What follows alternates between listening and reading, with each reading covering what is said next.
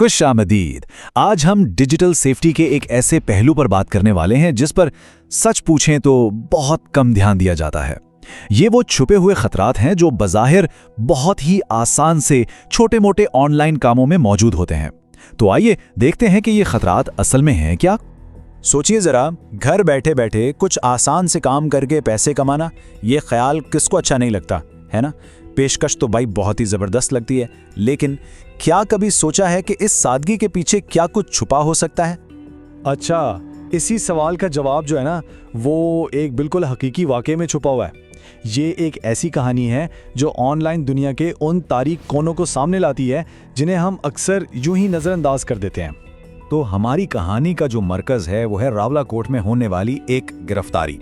ये वाक़या आप समझ लें एक बेहतरीन मिसाल है कि किस तरह एक बज़ाहिर बिल्कुल बेज़रर सा ऑनलाइन मौका एक बहुत ही ख़तरनाक जाल में बदल सकता है।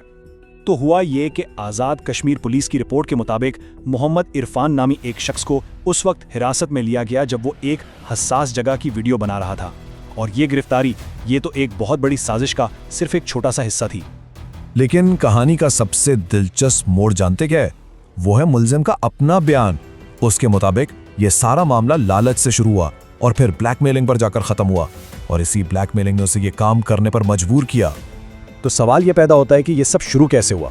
एक आम सा शहरी आखिर कैसे मुबैना तौर पर एक गैर मुल्की एजेंसी के लिए काम करने लगा?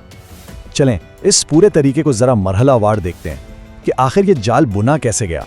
तो देखिए, सब कुछ शुरू होता है जून 2025 में फेसबुक पर एक सीधी सादी फ्रेंड रिक्वेस्ट से। शाहिद नामी एक शख्स ने उसे एक ऑनलाइन सर्वे की नौकरी की पेशकश की। कुछ ही अरसे में बातचीत फेसबुक से हटकर व्हाट्सएप जैसे ज़ाती प्लेटफॉर्म पर चली गई, और फिर उसे एक नामालूम ऐप डाउनलोड करने को कहा गया। आप देखिए, ये इस तरह के फ्रॉड का एक बिल्कुल आजमूदा तरीकाकार है। अच्छा, इस पूरे मामले में एक बहुत ही अहम टेक्नोलॉजी इस्तेमाल हुई जिसे कहते हैं जियो टैगिंग। अब ये है क्या?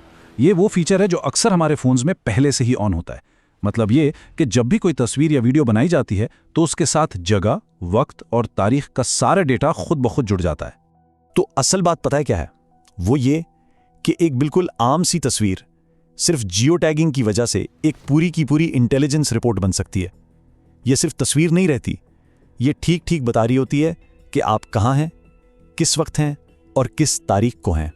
अब देखिए, एतमाद बनाने का अमल भी कितना बतदरीज था। पहला काम था गुजरांवाला की कुछ तस्वीरें भेजना, जिसके बदले उसे मिले 2500 रुपए। जब ये काम हो गया तो मुतालबात भी बढ़ गए। अब उसे फौजी छावनियों की वीडियोस बनाने को कहा गया और इसके लिए अदायगी हुई 4500 रुपए। तो आप देख रहे हैं कैसे छोटे छोटे इनाम देकर एक बड़े खतरे की तरफ धकेला जा रहा था। और फिर कहानी में एक बहुत ही अहम मोड़ आता है। ये ताल्लुक जो एक नौकरी के तौर पर शुरू हुआ था, अब एक खतरनाक जाल की शक्ल इख्तियार कर चुका था। एक ऐसा जाल जहां अब पैसा मकसद नहीं रहा था। फर्क तो बिल्कुल साफ है। एक तरफ पेशकश थी एक बहुत ही आसान मोबाइल पर होने वाली सर्वे जॉब की, और दूसरी तरफ हकीकत क्या थी? मुल्जिम के अपने एतराफ़ के मुताबिक ये एक मुबैना गैर मुल्की इंटेलिजेंस एजेंसी का पूरा एक ऑपरेशन था। तो जब असल हकीकत उसके सामने आई तो उसके अपने बयान के मुताबिक वो बहुत डर गया था। लेकिन तब तक आप समझे बहुत देर हो चुकी थी। अब वो ये सब पैसे के लिए नहीं कर रहा था, बल्कि ब्लैकमेलिंग और खौफ की वजह से मालूमात भेजने पर मजबूर था। और फिर कहानी अपने अंजाम तक पहुंची जब उसे आखिरी टास्क दिया गया। वो क्या था? रावलाकोट में एक मस्जिद और एक मदरसे की तस्वीर और लाइव लोकेशन भेजना, और बस इसी काम के दौरान उसे गिरफ्तार कर लिया गया। तो इस पूरी कहानी से आखिर सबक क्या मिलता है? ये वाकया हमें डिजिटल सेफ्टी यानी डिजिटल हिफाजत के बारे में कुछ बहुत ही अहम बातें सिखाता है। देखें, इस केस से चंद बातें तो बिल्कुल वाज़े हो जाती हैं। पहली बात, हर ऑनलाइन नौकरी की पेशकश को शक की नज़र से देखें। दूसरी, अजनबियों के साथ बातचीत को फेसबुक से व्हाट्सएप पर ले जाने में बहुत एहतियात बरतें। तीसरी बात, कभी भी कोई नामालूम अनजान एप्लीकेशन अपने फ़ोन में डाउनलोड ना करें।